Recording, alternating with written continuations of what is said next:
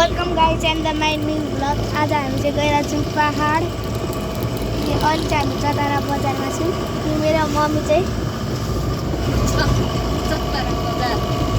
अब आइत पक्न थाल्यो।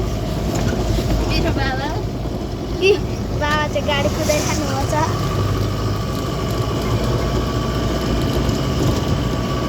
अब यहाँ के भन्छ कोसी खोला आउन आँट्यो।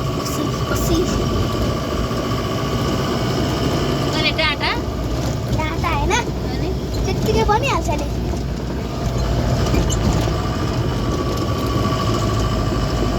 आजकलको अनपढ मम्मीलाई के थाहा छ।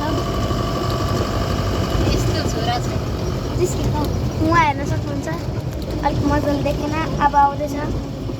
यो ठाउँ र मलाई उहाँ मुर्कुजी आउने ठाउँ सेम लाग्छ। सेम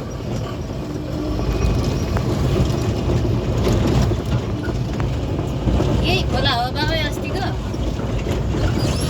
के होला यो हो कि होला कुन खोला? टाढो छ भनेको त यहाँदेखि त कोसी त नजिक त छ नि।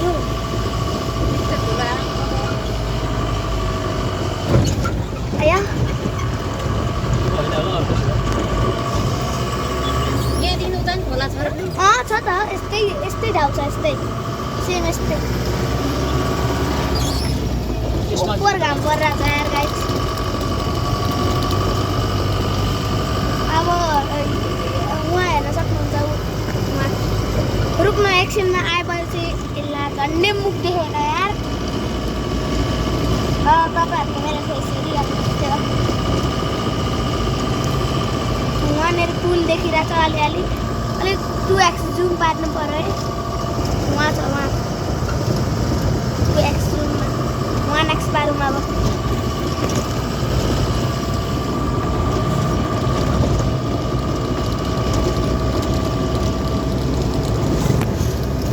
गाइस हेर्नु, यहाँ चाहिँ पुरा पहाड देखिरहेको छ होइन।